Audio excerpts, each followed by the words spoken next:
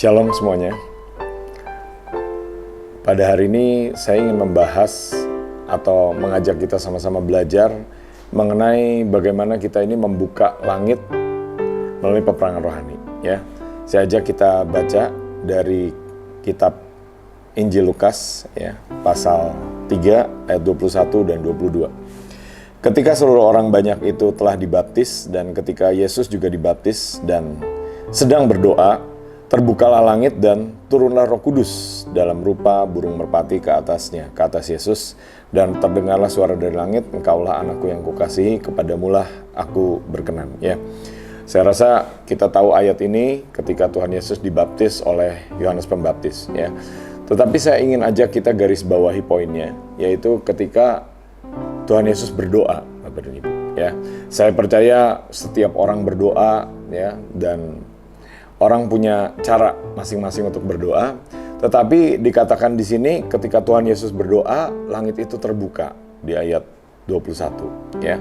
Dan saya percaya ini bukan kebetulan ketika rekaman ini dibuat, ini tahun 2021. Saya percaya Tuhan itu memberikan suatu langit yang terbuka di atas kita, ya. Alkitab berkata bahwa ketika ada satu dosa, ketika ada kutuk, ya, bisa ada yang namanya tanah besi, bisa ada yang namanya langit tembaga. Ya, langit tanah besi itu bicara mengenai kutuk pada hal-hal yang kita kerjakan, pada hal-hal yang kita usahakan. Misalnya kita ini menabur sesuatu, menanam sesuatu, mengerjakan suatu tanah, suatu pekerjaan, suatu ladang, tetapi hasilnya tidak maksimum. Itu bisa karena tanah besi. Dan ada juga yang namanya langit tembaga. Ya, di zaman Elia itu langit tidak terbuka sehingga tidak turun hujan selama 3,5 tahun, ya. Dan itu mengakibatkan tidak ada pertanian, ya, mengakibatkan tidak ada air dan terjadi kelaparan di mana-mana. Saya percaya pada waktu itu mungkin banyak orang mati, ya. Bahkan kalau kita pelajari Alkitab ada masa-masa di mana sampai orang itu harus memakan anaknya sendiri. Kenapa? Karena tidak ada makanan lagi. Ya, itu yang mereka lakukan. Ya, saya tidak berkata itu sesuatu yang benar, tetapi demikianlah yang terjadi ketika tanah itu berupa besi dan langit itu berupa tembaga. Ya, akibat apa? Akibat dosa, akibat adanya kutuk-kutuk, atau akibat adanya penyembahan berhala yang dilakukan oleh mungkin orang-orang lain. Ya, mari kita lihat bagaimana kita berdoa agar langit itu terbuka. Ya, di kitab Daniel pasal 9 Alkitab berkata bahwa kami telah berbuat dosa dan salah, kami telah berlaku fasik dan telah memberontak, kami telah menyimpang dari perintah dan peraturan-Mu dan kami tidak taat kepada hamba-hamba-Mu, para nabi yang telah berbicara atas nama-Mu kepada raja-raja kami, kepada pemimpin-pemimpin kami, kepada bapak-bapak kami dan kepada segenap rakyat negeri. Ya. Jadi di sini yang Daniel lakukan, ya. Daniel tidak berkata saya ini orang paling baik, saya ini orang paling suci, saya ini orang paling kudus, ya. Tetapi Daniel datang dan mengakui kesalahan daripada bangsanya, daripada pemimpin-pemimpinnya, mengakui pemberontakan yang mereka lakukan, mengakui dosa-dosa yang ada pada bangsa itu. Bahkan dikatakan di sini kepada bapak-bapak kami. Artinya dia juga mengakui dosa-dosa daripada nenek moyangnya, leluhur-leluhurnya. Ya, jadi saya percaya salah satu hal yang sangat penting yang kita perlu lakukan supaya langit terbuka di atas kita adalah kita datang dan meminta ampun. Jangan sangkal kesalahan daripada pemimpin-pemimpin kita kepada kesalahan daripada bangsa kita. Jangan sangkal kesalahan daripada bangsa-bangsa kita. Jangan kita tidak mengakuinya, tetapi kita harus belajar untuk merendahkan hati. Kita mengakuinya dan kita sebutkan kesalahan-kesalahan itu di hadapan Tuhan.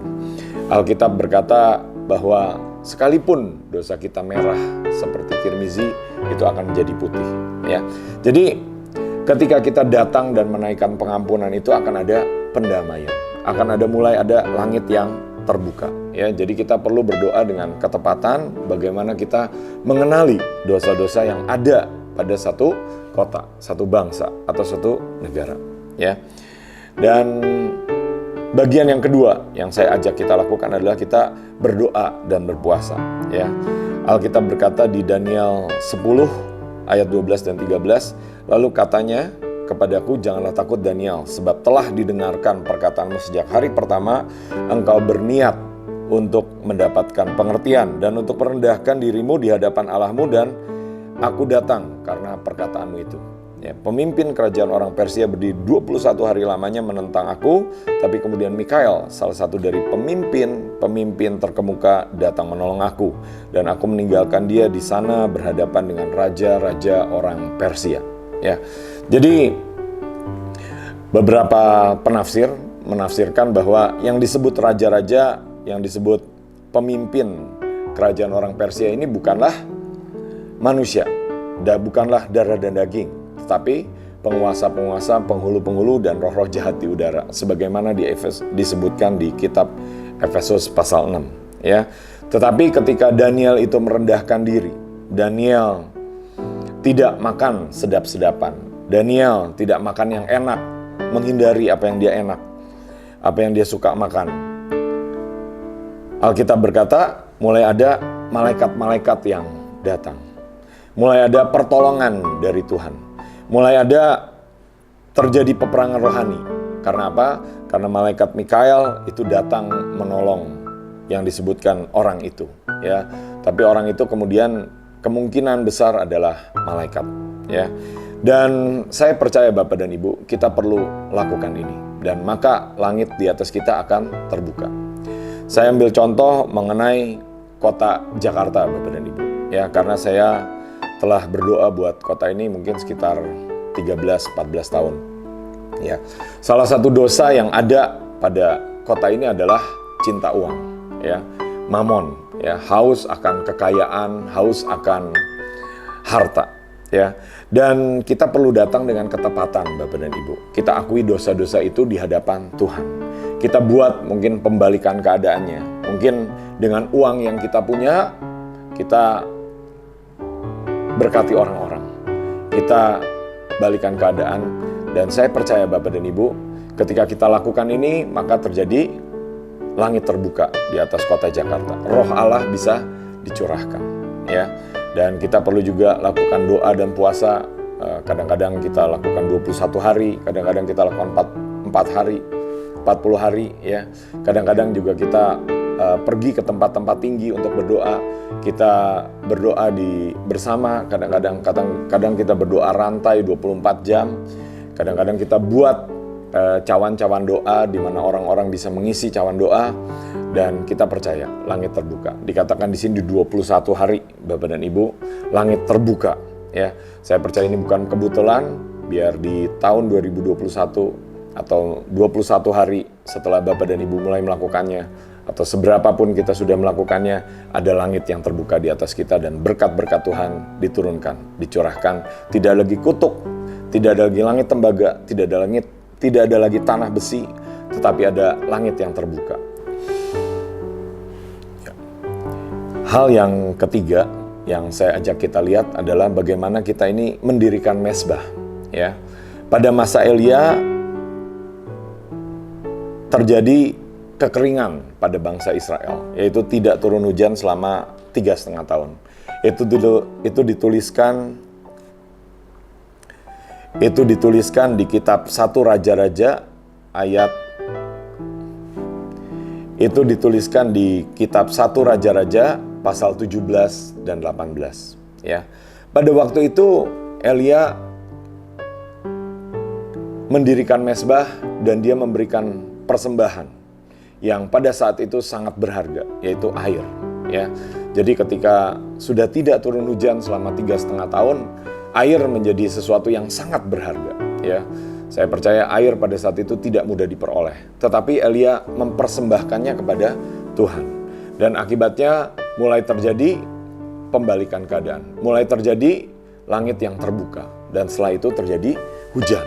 Ya, saya percaya Bapak dan Ibu, kita menantikan yang namanya hujan awal dan hujan akhir, sebagaimana dituliskan di kitab Yoel, di mana Roh Allah itu dicurahkan, sebagaimana pada hari raya Pentakosta. Ya, hari-hari ini disebut sebagai Pentakosta ketiga. Mari kita lakukan bagian kita, Bapak dan Ibu. Mari kita dirikan mezbah kita. Jangan sekedar terbuai dengan kenyamanan, ya. Mungkin kenyamanan membuat kita terlena, ya, karena ada peraturan-peraturan, misalnya pembatasan-pembatasan, mungkin gereja tidak mengadakan ibadah dan lain sebagainya, atau mengadakan ibadah secara online, ya. Lalu di hadapan Tuhan ternyata kita tidak lagi mendirikan mezbah, ya. Di hadapan Tuhan tiba-tiba ada tanah besi, tiba-tiba ada langit tembaga di atas kita, ya. Mari kita bertobat dan kita mencari Tuhan sungguh-sungguh, Bapak dan Ibu. Saya percaya akan ada langit yang terbuka di atas kita, akan ada perkenanan Tuhan, akan ada pencurahan Roh Kudus, dan kita akan lihat lawatan terjadi di kota kita, di bangsa kita, di provinsi kita. Di dalam nama Tuhan Yesus. Amin.